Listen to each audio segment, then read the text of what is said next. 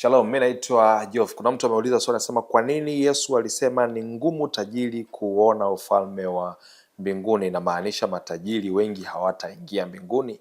Asante sana kwa swali lako. Natamani kufahamu ile kauli ambayo Yesu alizungumza. Inapatikana kwenye kitabu kile cha Mathayo 19 mstari wa 23. Yesu alisema hivi: ni rahisi ngamia kupita katika tundu la sindano kuliko tajiri kuingia katika ufalme wa Mungu. Ama Biblia nyingine imesema tajiri kuuona ufalme wa mbinguni. Hapa Yesu alikuwa anamaanisha nini? Hapa ilitokea mtu mmoja tajiri alimfuata Yesu, wakawa wanazungumza kuhusiana na uzima wa milele, na pale Yesu alipomwambia nenda kauze vitu vyako vyote kisha unifuate, ndio akaondoka akiwa na huzuni, kwa maana ya kwamba aliona mali zake ni za thamani kuliko ule uzima wa milele. Sasa nina sababu chache ambazo mimi nimeziainisha hapa, kwamba sababu kuu zinazomfanya Yesu aseme hivi ilikuwa ni mali inaweza kuchukua nafasi ya Mungu. Yaani mtu anaweza akaona mali zina thamani zaidi kuliko Mungu. Watu wengi wanamtegemea Mungu kidogo, wanategemea mali zao. Yaani watu wanategemea vile vitu walivyo navyo, wakati mwingine wanasahau kabisa kumtegemea Mungu. Kusoma kitabu cha Mathayo sura ya 6:24 inasema hivi: hamwezi kumtumikia Mungu na mali. Hiyo ni Biblia inajaribu kueleza tafsiri. Tatizo ni moyo wako uko wapi.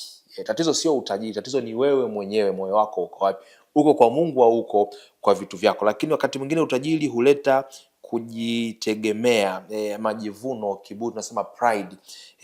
Mtu tajiri anaweza kusema ninaweza kujisaidia mwenyewe. Kusoma kitabu cha Mithali sura ya 16 mstari wa 18, kiburi hutangulia uharibifu. Hii inamfanya mtu mwenye utajiri asimhitaji Mungu wala asinyenyekee. Hiyo inaweza ikawa ni changamoto. Lakini mali inaweza kuwa kifungo cha kiroho, kama yule kijana alitaka Mungu lakini hakutaka kuacha mali zake. Alimtaka Yesu Kristo, alitaka kumfuata lakini hakutaka kuacha mali zake. Timotheo wa kwanza sura ya 6 mstari wa 10, kupenda fedha ni shina la mabaya, Biblia inasema hivyo. Lakini utajiri unaweza kufifisha kiroho chako.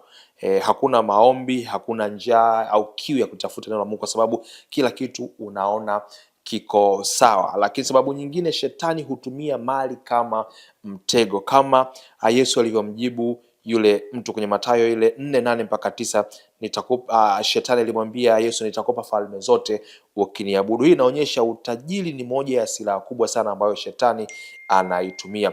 Je, Yesu alimaanisha tajiri hataokoka?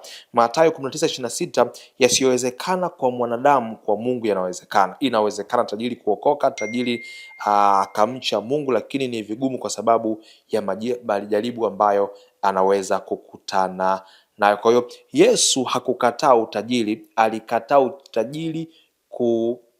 utajiri kumiliki moyo wako. Tatizo si pesa mfukoni, tatizo ni pesa moyoni mwako. Watu wengi hawajapotea kwa sababu ya mapepo, wamepotea kwa sababu ya tamaa zao wenyewe. Utajiri sio mbaya, lakini unaweza kuwa hatari sana kuua kiroho chako. Ukimshika Mungu kwanza, ukimweka Mungu kwanza, utakuwa sawa na mali zako zitakuwa na ulinzi wa Mungu. Lakini ukishikwa sana na mali, utapoteza kumtegemea Mungu. Hicho ndicho ambacho mimi naweza nikakisema. Kama una chochote, karibu tuendelee kujifunza kwa pamoja. Mungu wa mbinguni akubariki sana.